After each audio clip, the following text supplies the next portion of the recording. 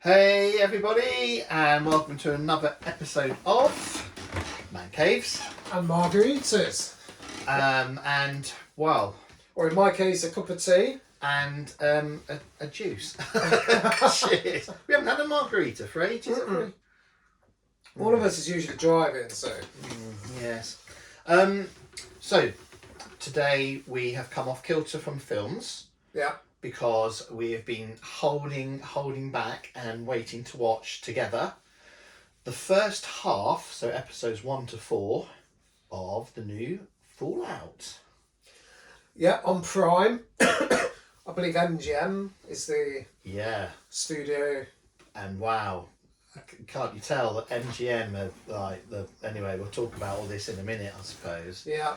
No, I just want to get it out there before we or in fact, actually, I must say a thank you. We need to say a thank you to Callum from Retro Geek. Thank you, Callum, for Thanks, Callum. sharing the link. You're a top bloke. Thanks for coming around the other day. Yeah, hi new subscribers that have come from Callum. It's great to have you. Welcome aboard. Yeah. So talking of people that aren't in the same room as well, we were supposed to be watching this with our good friend Greg, who's a big Fallout fan, but he couldn't make it. So we're going to watch the second half of the series with Greg, hopefully. Yeah, so in a couple of weeks, that's the plan, isn't it? In Yeah. a couple of weeks, the next thing we'll be watching is episodes 5 to 8. That's right. So first half now, second half next video. Right, background. I've played all the Fallout games. You haven't played. No, I'm a gamer, but one of the games I haven't played is the Fallout series. So how much did you know before going into? So what I did was I went online on YouTube and I looked at the history of the Fallout games up to Fallout 3, Right. which is when you actually walked in today, and we thought probably that would be about enough just to give me a bit of a heads up, I suppose. So yes, it's going to be a very interesting chat this today because you're going to be able to talk about it from a gaming point of view. Yeah, I'm a bit of a Fallout. Maybe an expert. Maybe I don't know. Massive fan though. Expert. Yeah. You heard it first. And I'm not. I'm looking at it from a completely just an entertaining point of view, going into something that I know nothing about really, apart from that brief introduction this morning. So, what were your first impressions then? Oh my god! Well, okay. So, God, where do I start? Well, did you know it was quality straight away, or did you have to settle into it? Or No, I think the quality came across pretty quick. I mean, once the nukes started going off and you started to see those shots, you could see straight away, unless they've just put all their budget in the first 10 minutes, this is going to be pretty quality stuff. And I mean, yeah, and it was quality. I mean, The Last of Us, the only other gaming TV series that I'm properly enjoyed, as you know, we did the videos on that. That was something else. This I've enjoyed from a completely different level. It's been just as enjoyable, and I've got just as much out of this compared to The Last of Us. Completely different story, completely different setting, and completely different filming style. You said it earlier. It really did feel like each episode we were watching a film and not a TV show. The money they must have spent, the shots that they were doing, I mean, not knowing anything about the game, even I could really appreciate the detail that had gone into even the smallest details. Someone somewhere sat down and really just gone to town. yeah. Well, I can't wait for you to play. You're going to play Fallout 3, are you? I'm going to start Fallout 3 tonight, actually. Right. And funny enough, I've seen that. How you're like, yeah, all the sets. I could tell someone really like, came up with all these ideas and concepts and really went the full 9 yards. Literally every single thing is from the game. It's remarkable how they fit it all in. There's loads of things in there that are like little call outs to the gamers as well, like little winks and little nods. Nice. I don't know if you'll remember, but when you're playing the game, hopefully you'll see. Like, there's one scene where there's this incredibly dirty, rusty kind of like, well, just scene. But in the middle of it, I don't know if you spotted, there's a little yellow duck. Yeah, the rubber duck. Yeah, I saw the rubber duck. yeah, and that's from the game. That's like, yeah. Well, I'll let you discover yourself. Every little thing that you see, like even like I think the first death was someone getting stabbed in the eye with a fork. That's also a shout out to the game. What about the because they made a point of doing it. You were trying to explain to me about the VATS system. Yeah, on the game, yeah. Right. What about that bit where he, the ghoul, what a character by the way, fires his gun and you see it slow mo spinning through the air and it says boom on the back. Are those little nods as well, or is that a little bit extra detailing? Have they put extra stuff in there? Funnily enough, I didn't notice the boom bit, but that. So basically, the combat in Fallout 3, the engine wasn't really up to it. It was a bit clunky. So the first games were turn-based games, so that they put a system in called VAT, so you can just press a button and it lets you like slow down time and choose targets and stuff. And when you do a kill, it shows the bullet coming out of the gun and flying through the air and hitting the target and its head exploding. So that was a direct call out to the VAT system. Yeah, that's cool. Yeah, that's cool. That's like that's like that sniper game, isn't it? Sniper Elite. That's it, Sniper Elite. Yeah. Right. So that's pretty cool then. So they've really every little thing. I'm glad you really appreciated the set design and stuff because everything's taken directly from the game. So the sets. I mean, I can't believe the sets. The sets were incredible. I mean, you're in one minute you're going from a set that is this like post-apocalyptic wasted town that's just made up of mishmash of all these like 1970s era types. So that was the other thing, by the way. I love the setting from when the war happened, which they've then taken into this like futuristic apocalyptic world. But anyway, you go from this massive set that's like this like like a Hollywood set, and then you're thinking, God, they must have spent a fortune on that. And then you see about 3 other sets just as big and just as detailed in 3 other scenes in one episode. It's like, what? There's one scene where she discovers in the sand an abandoned like oil tank or something like that. And we were both like, how on earth have they justified doing that set? The scene lasted less than a minute. Yeah, it was like a couple of close-ups when she's standing on it, and then a glorious wide, and that was it gone. But I mean, it's just I'm actually a little bit taken aback here because we try not to talk about it too much when we're watching it, don't we? Because we want to save what we're talking about for this. But there was bits in between the episodes where we'd make a cup of tea and boiling the kettle, and you can't help but sort of say a few things, can you? No. And I mean, I was saying that now they've had the success of The Last of Us, and clearly now this is going to be a massive success. I know they've signed on for a season 2 already because that came up on my Facebook. Funny enough, this morning. There's hope that we're going to get, hopefully anyway, as gamers and people that don't game, let's not forget, there's hope that we'll get some real quality stuff coming through. Like I was saying, because the games that I have played that it reminded me of, don't shoot me for saying this because I know it's not the same setting and stuff. But listening to that music, the way they put the music in there, and the way they've done certain things, it reminded me a little bit of when I was playing Bioshock, the Bioshock games, where they'd taken the old style music, but like was using it in these contemporary modern settings, or futuristic in this case settings. And I love all that. I love all that sort of stuff. Well, interestingly, the music comes from the fact that like the bomb dropped in, what was it, the 60s? Then was it 60s or 70s? 70s. I thought it was 70s. Listen, you're probably more right than I am on this. I'm not very good at statistics, but like And you know that is the kind of that music was from like the 40s and 50s, wasn't it? Yeah, It wasn't yeah. even in the 50s the bomb dropped. Uh, Because what it is, that version of America that they're showing where the bomb dropped is called Americana, right?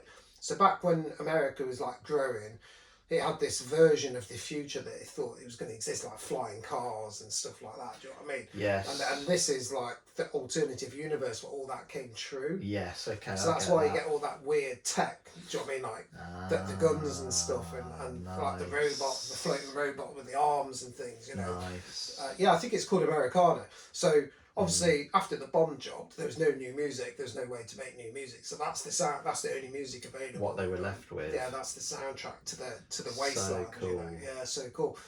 But the other thing I wanted to pick up on was, I think this and The Last of Us are the same quality, right? But I think the reason they work as well is because they could both be watched by people that haven't even They've seen never played the games. Yeah. Well, I'm proof of that. Having done 4 episodes, I mean, by the way, guys, we've literally, this is us coming out of what, 4.5 hours of watching. It's like watching a 4.5 hour film. But I tell you, I do not feel like I've just sat and watched 4.5 odd hours worth of It's so easy TV. to watch. It flew by. Absolutely flew by. I could have watched another episode if we'd got time. I could easily. Yeah, I could have. I mean, Well, Greg's original idea was to watch all 8 episodes in the same day. But he's a trooper, he is. yeah, good old Greg. I think I'd have fall asleep. I know. I don't think we're older, aren't we? We're the old men of the group. Greg. You're the young one, mate. So when you come along, you're going to be nudging us, making sure we're awake. But, I tell you honestly, I'm so glad we waited to watch it the way we did. And watching it with someone that I know's played the game that's a fan as well has been good because it means you're there to pick brains or if there's anything that's confusing. But I have to say, I don't think I asked you one question during it that I was confused about. Did I? Was it easy to follow and understand? Absolute piece of cake. Yeah.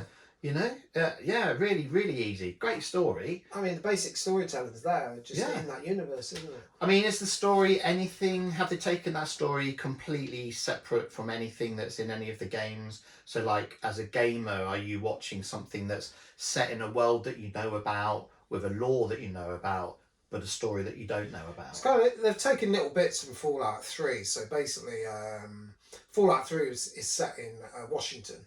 Right. Whereas this one's set in LA. LA, is yeah. it?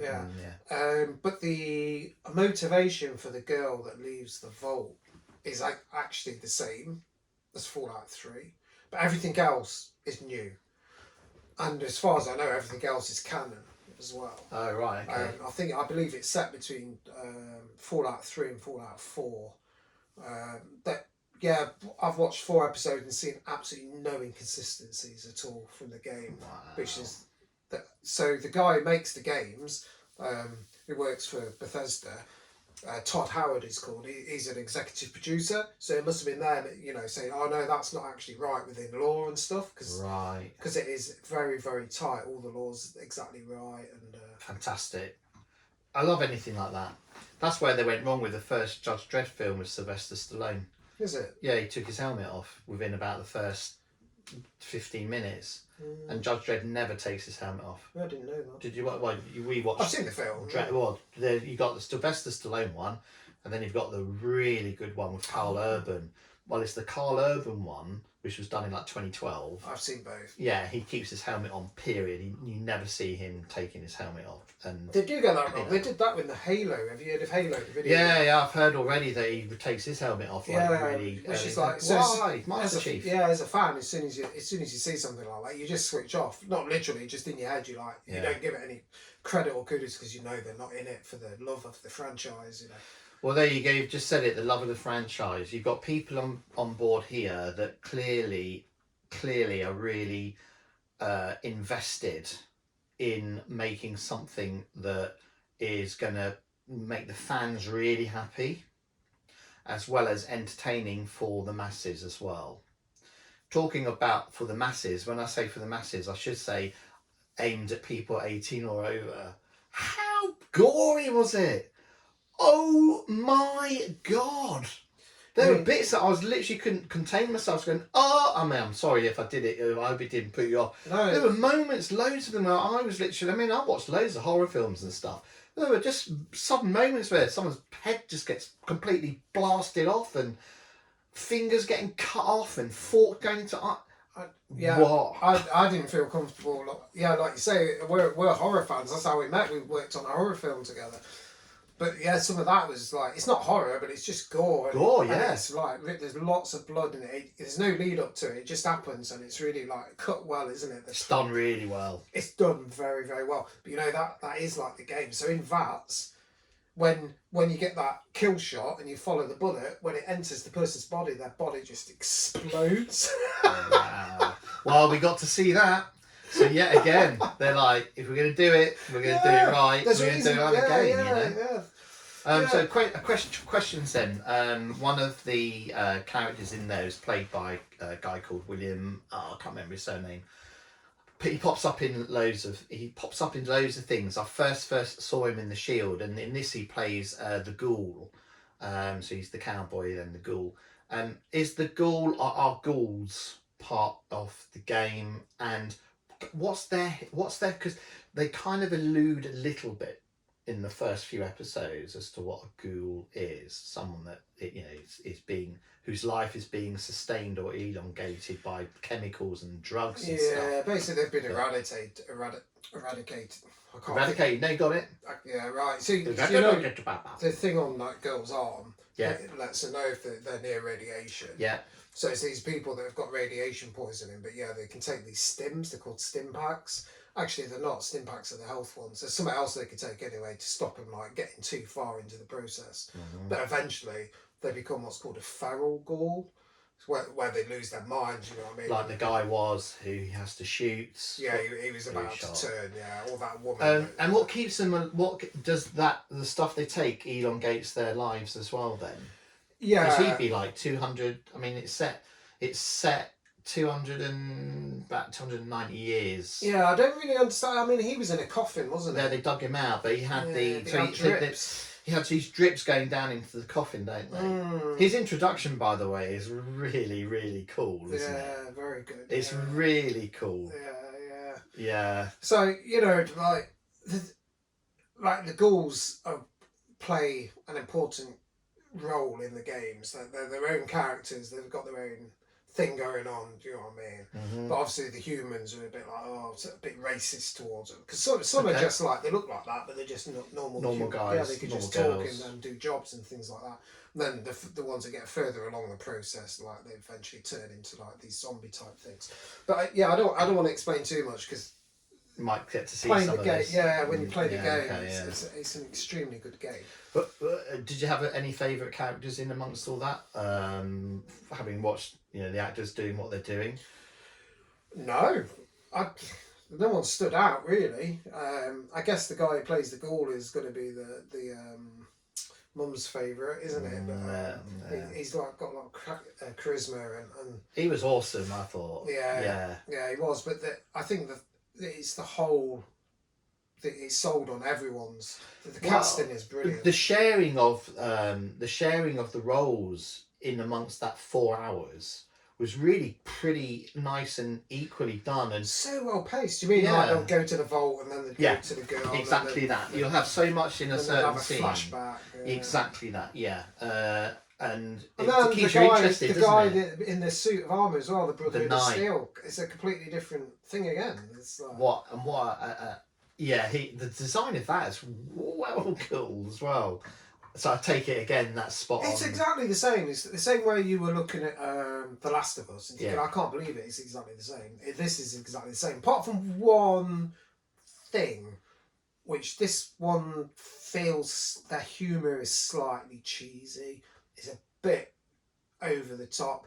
Maybe they decided to do that to compensate with all the gore and stuff. I'm not sure. Yeah. So Fallout does have a lot of black humour, but it's very sarcastic and poking fun at like the American dream kind of vibe. Right. Do you know what I mean? Yeah. Whereas this one seems to sometimes actually like verge on slapstick. Or not slapstick, you know what I mean? It's a bit... Yeah, and some of the things that were happening that was making me laugh I was probably laughing sometimes because they literally were following something massively gory that had happened as well, maybe. It was done well. The humour's done well, but it's a bit. It feels like they're trying to find their feet with it. You know, have you ever watched a TV series and the first few episodes you're like, oh, they haven't quite like Yeah. pulled together, and suddenly it all comes together. All comes together, yeah.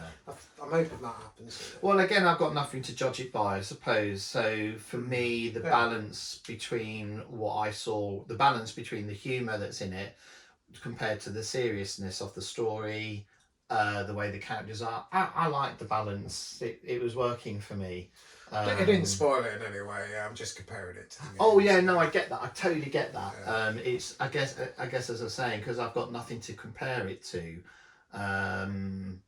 Like from the humour point of view, I like that. I like the moments where the humour does come in. I mean, one minute I was giggling, and the next minute I'm like going, "What the?" And then there's a couple of moments where I had my hands to my face, going, "Oh no, oh no." Oh God. Yeah, fantastic production. So I'd like to talk to you anyway about the I like to pick out a few shots. They they did some fantastic work with the wides on that, to the point where some of the wide shots that they were using could literally have been like a computerized painting, if you know what I mean.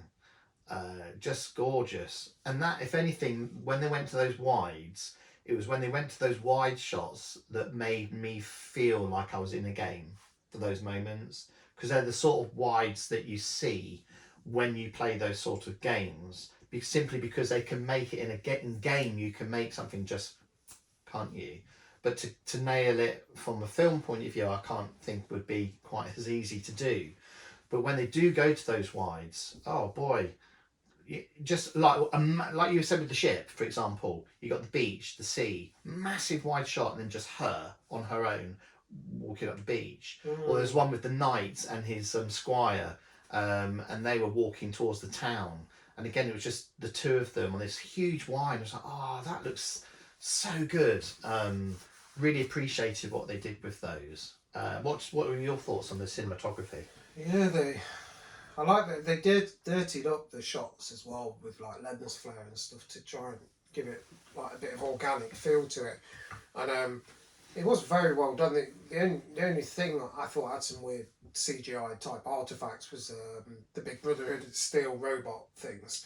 Yeah. But there was like a few of them walking together. I think it was very obvious CGI. But other than that, they've blended everything so well. And it's not like they're trying to hide it. They use a cinematography technique that I like quite often, which is like a long shot, not long as in distance, as in to tell a story. They'll pan the camera on, and then to show what's happening. No cutaways. Unveil what's happening, and they then come in to the subject matter. So they did that really, really well, because there'd be, if you were trying to hide like, you know, inconsistencies with CGI and backgrounds and set designs and stuff like that, you wouldn't stay on a shot like that, because it'd be too obvious, you know. So I don't really know how they've done it. I'm wondering if they've done it like, do you ever watch Mandalorian? Oh yes. Do you know about the big green screen? The big screen. That big room he's developed to do it in. Yeah, it's not green screen, right? Yeah, they can do project. It's like a projection. Yeah, isn't it? It's like everything's projected behind them. That's it. Projection. I'm wondering like. Yeah, that's the only way I can think that they've done it, but it's a lot more organic and realistic looking than Mandalorian. Well, yeah, I mean, when you're in the vault number 32 at the start, 33, sorry, at the start, and she's getting married, and you are introduced to the fields of corn and everything. It's not until they then turn the camera back round and you actually see there's a projection. It's being projected, and you're like, oh God, right. But and that, by the way, for me was probably my favourite scene or interlinked shots were when the video projector starts to burn, and on the whole screen behind all the action, you've got the burning film and stuff happening. And all the while that's happening, you've got Kyle MacLachlan and everybody else doing their thing, and all this madcap action is happening with all that. My God! Like, the choreography was fantastic on that. It's really good. Loads of good introduction to gory deaths as well. I'm going to ask you a question. So you might, I don't know if you've worked this out, if you be able to answer this or not. I'm asking you, as you know, someone who knows the law of the games. So, what have you worked out what the vaults are, or what? Well, it was alluded to it was kind of alluded to before it was alluded to by one of the characters later on in the 4th episode, I think. My idea was that it was a way of saving humanity. So by having these humans in a safe place, they could procreate, they could safely have enough food, so they could start repopulating the planet. Because their idea was the surface of the planet was you couldn't populate it yet because the radiation levels, as they were saying, were still too high. But later, one of the other actors that's already on the surface was saying that the vaults were just somewhere for the rich, that where they could go, where they would just be completely safe from everything, which would also kind of make sense if that's how the idea of the vaults started. So I guess that's how in my head anyway, it started like that. But obviously, nearly 300 years later, they've progressed further with what they're doing inside. Yeah. Is that right? Yeah, well, it is right. There is another little factor that I couldn't work out if they'd introduced to the plot or not. But in episode 4, when they go into Vault 32 or whatever it was, something bad's happening, in Vault 32, but we don't know what. And I think they're beginning to introduce, there's an overarching, thing going on in the games and lore and stuff that we haven't been fully introduced to. I just wanted to see if, you picked up on any of it. Yeah. We're going into the Vault 32. Something's amiss. They'd all killed themselves or gone crazy. We don't know what had made them do that. Had they found something out that they shouldn't have, or were they being experimented on? Is somebody maybe higher than them? Are they lab rats? There's all sorts of things coming out from that side of things. Yeah, it's pretty interesting, isn't it? Yeah, very. You're on the 4th episode and they start introducing deeper things that are going on in the world. It's a bit like one of the best sci-fi storylines. Not one of the best. That's the wrong thing to say. But a really good storyline is the storyline that creeps in from Firefly into Serenity, about when you finally find out who the Reapers are. That kind of flip. So if you don't know what I'm talking about, I won't actually spoil Serenity or Firefly. Yeah, because we've not watched them, have we? No, and we definitely. I mean, there's cracking sci-fi, but that's the kind of little conspiracy twists that are in there that you think that blindside you a little bit, and you're like, okay. Yeah, the whole world is a little bit deeper than what you first presented with. Yeah, I love it all. I love it all. Yeah. I liked all the. What's your favourite episode from the first 4? Oh, crikey. That's a good question. Come back to me then. What were you about to say? You like all the...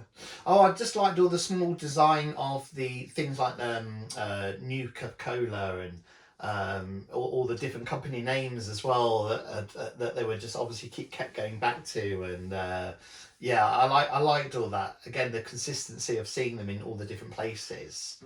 That's very gamey as well, because you'd see that in lots of games. Again, BioShock, you see the same things coming up in different areas, but by the same company and things like that. So I really was I was trying to soak it all in. I was trying to look at all the different. I can't wait to hear maybe when we watch the next 4, we'll ask you, what you've thought about now I've done a bit of gaming. Now that you've actually played the game and I've got and 2 picked up weeks to on get some into stuff. Fallout 3. I'll probably do about 5% of it. Well, hopefully Greg's available in 2 weeks. Yeah, come back quick. I'm rubbish. You Probably- can see from the look on his face, it's like, why have I got to talk By the about time Fallout? By with the him? time Greg's like available, maybe we'll be on season 2. Oh yes. But I thought an interesting thing about so you see Fallout, and as any fans of games or any kind of epic series really, you're like, used to be like, oh yeah, imagine if they did a BioShock, and you need to be like, yeah, but they could never do that. They could never afford it. You know, I mean, how could you, create a world like that? But they've done it. They did it with Lord of the Rings, which I'm sure you remember when they announced they were doing Lord of the Rings. Everyone was like, "Well, it's I impossible. can do that. So It's impossible." can't film that as a book. Blah blah blah. Yeah, it's impossible, and they did it. Dune, And June, which yeah. have just they've managed to do the second of 3 And films brilliantly. and now we've done The Last of Us and Fallout successfully. So now it just comes down to like not if they can do it; it's just whether you've got the talent to do it, right? Because it must be incredibly difficult to pull off The Last of Us and the Fallout to that quality. Well, you're going to need you also need a game, don't you, that's got enough to it to immerse people into a sort of lore that you're going to. I mean, we talk about BioShock because we don't. I mean, I know you like BioShock, and I love them as well. And I think they would be really filmic, and a story within that sort of world would be fantastic. What other games? That's a good question, isn't it? What other games would lend themselves to a massive kind of show like that? do you Absolutely think? loads, Skyrim as a fantasy, maybe. Yeah, possibly.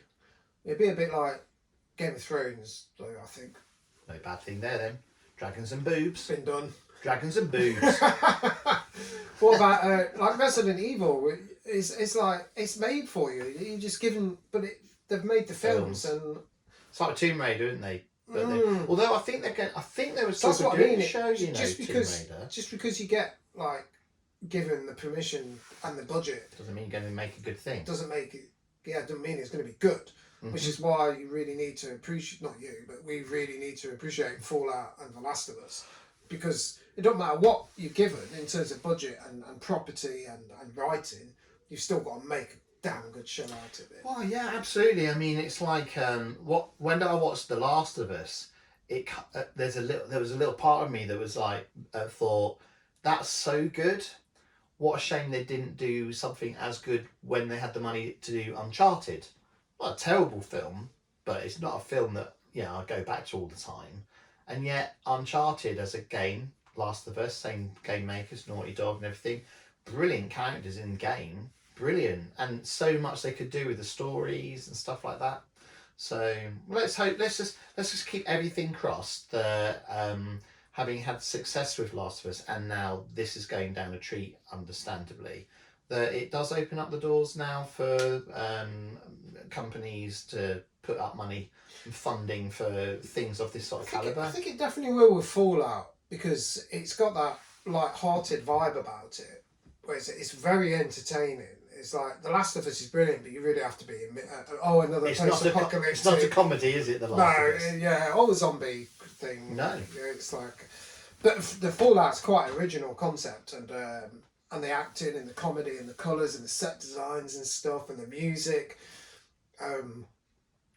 I think that'll get more impersonators. That style of show. Yeah. Yeah. So you mentioned the word acting there, which we haven't really talked about the quality of. I can't think of any character.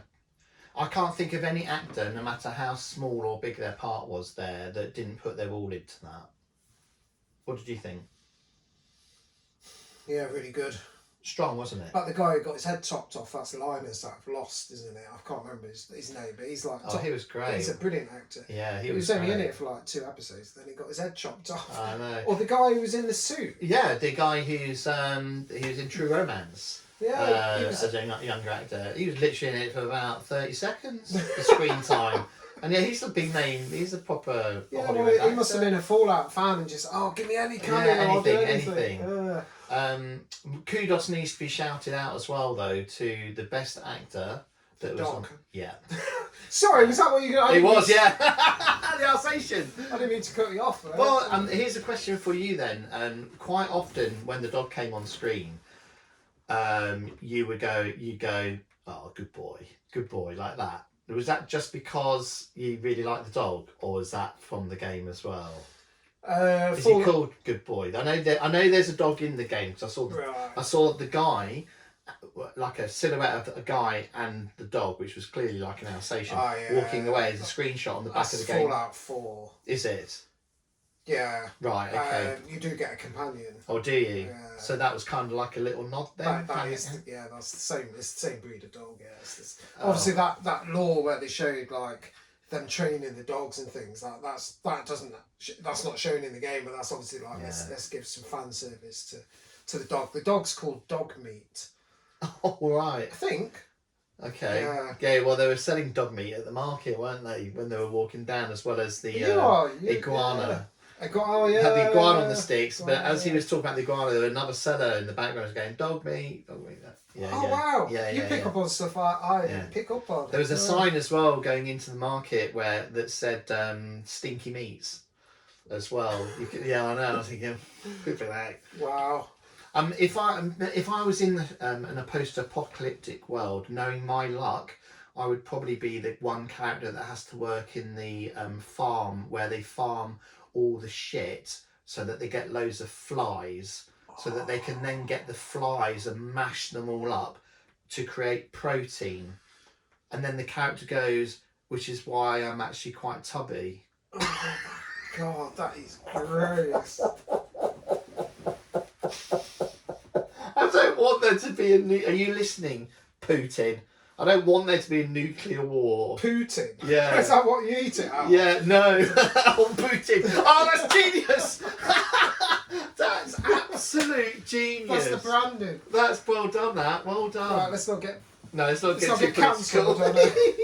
Well, I just don't want a nuclear war because I don't think I'd survive very well. Oh my god, no, I'll be in a vault, please. Yeah. I would be there's one character, and I said to you at the time that if there was a nuclear war and I survived, that would be my character. That would literally be me. And you went, what? And I went, I'm the old man that's walking around in like a makeshift nappy, living in a dilapidated house. Probably with like statues and stuff, you said. With a cinema on the side. With a cinema on the side, but no water. Genius. I was expecting something to kick off in that scene, but it was just like... I thought he might have a trap or something like that. Like, as he was walking away, some sort of trap, but no, they let it go. Weird. They let it go. I think the show is like multicoloured, fast action in places, lots of wacky characters. At times I still had enough headspace to notice the editing and the sound design. Well, it was clear that it was crisp, wasn't it? Really well done. I mean, editing was so nicely pasted. It was slick. Yeah. Whole thing. Slick is a very good way to sum it up, actually. They've got the A-boys in, haven't they? They've got the people in with their A game on this. Yeah, I mean, it's when you do a TV show, unlike a film where you have to have a clear, well, you don't have to, but a lot of films run by a structure of having a beginning, a middle, and an end. But when you do a TV show, if it's episodic, that can't be anywhere near as easy to do. No. Right? So, going from one episode to the next, if I wasn't watching it one after another, I still think if I was watching that once a week, I still wouldn't find myself getting really confused or anything like that, and I would still find that each episode was paced in a very just a really even pace. Not one time was I sitting there thinking, oh, this is dragging on, this particular scene's dragging on a little bit here. No, it's really good. I mean, it could have been a weekly release. Like when we were watching The Last of Us, that was one a week, wasn't it? yeah, I thought this could have easily held up for one a week, but you know now when they release them all at once for binge, so this is like all over social media. Yeah. Like the hype is through the roof, and I think part of that is because they released it all at once, and people could just watch it all, and everyone's like there's a big chorus of like the big fanfare, you know, of everyone appreciating it. That'll disappear quite quickly. Yeah. But that is, I like for big releases like this one a week, just so it lasts a bit. Well, we've just done half the we've just done half the first season in one sitting. Yeah, and with a bit of luck, Greg, you listening? We'll do the second half again in a couple of weeks. What's going to be hard actually for me, now that I've done those 4 episodes, the hardest thing for me is now not wanting to return to it for a couple of weeks. It was that good. I mean, I won't, but I think I might rewatch episode 1 on my 4K TV, just by myself, headphones, because it was an epic opening. when the bombs went off. Wow. I mean, I've seen a lot of nuclear explosions in films done really well. I suppose one of the most epic ones is Judgment Day, isn't it? When they did it with using models and things like that.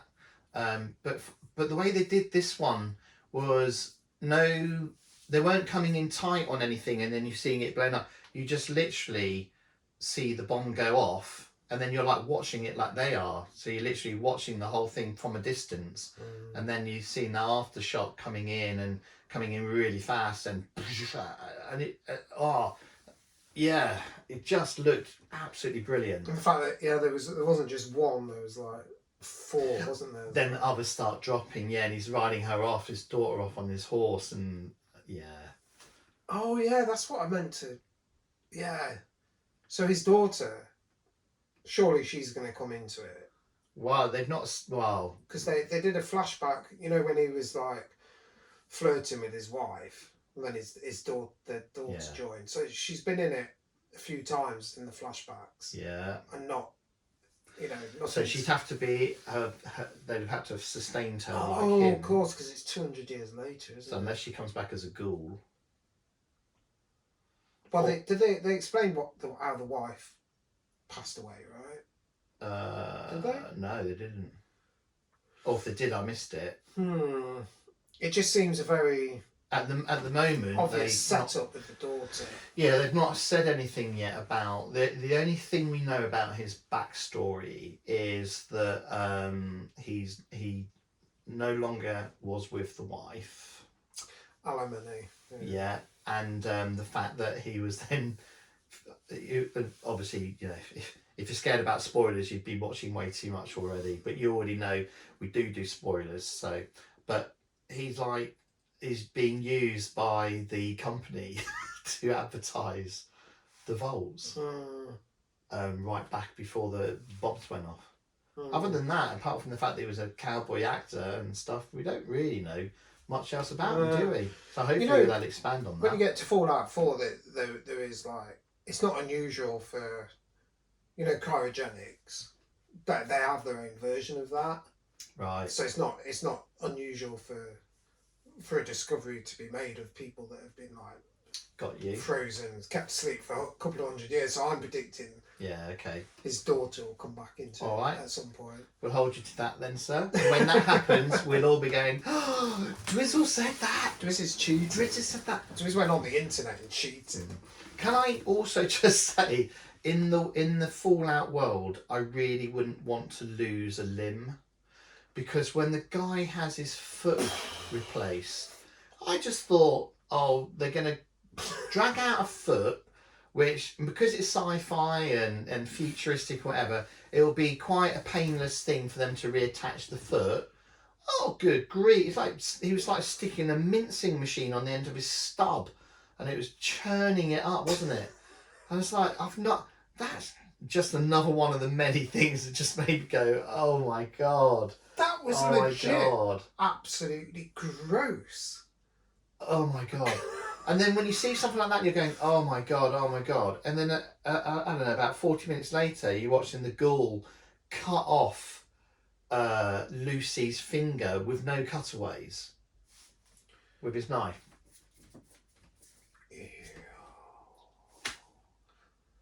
just had a flashback to something that happened in it. So you know, what's the girl called? Lucy. Lucy, and her mum's Rose. Yes, that's right. And did she open the vault door? That's right. Or get back in from the other side? They said it was Rose that had opened the door from the other side. From the other side. Because she had a pit boy. You know those things they're called pit boys. Yeah, and it said it was her mum that had done it. So something's kicking off, isn't it? Well, I suppose the next time we see you... And why did they kidnap her dad? Yeah, well, we don't know that either yet, do we? And we also don't know what's so special about the blue tab that what's his face put in his neck. Yeah, why is it's it like technology so from the past or something that can change everything. Well, I think I might know what it is, but I don't want to spoil the game for you. It might have some, yeah. So quite a lot. Yeah, so we've been so us. blown away by the gore, the special effects, the set design. This all comes from like our fandom that we've missed out talking about 3 major plot points until right at the end. Go on, like the three major plot points are what is in his... God, that's a story. What's that chip that's in his head? Oh, God, actual story, you mean? Why did they kidnap her dad? And how come her mum was outside with a pit boy and let herself in the other vault? So... And what have they been doing in Vault 32? Yeah. The 4 biggest things we could have talked about. But we haven't. We've just glossed over it all. Yeah, we've just talked about the set design. But, well, I guess, but hold on, let me check how long we've been recording, because it might be... Probably about time, isn't 45 minutes. Oh my lordy, that's a long time for us guys. We're normally on for half an hour. Yeah. Well, listen, it's probably a good idea then to draw a line under what we've seen at this point. I think it's fair to say everybody gets an idea of what we think of Fallout. Brilliant. Yeah. 10 out of 10. I can't fault it at all. I was in shock. First episode, it was so good. I was literally in shock. I don't want to say the word perfect, but that was pretty damn close to perfect TV as I can get. How could it get any more perfect? It's like, if you think, it comes down to taste, whether you'd like it a bit darker or a bit like... Yeah, if you like post-apocalyptic, if you like American, what was it called?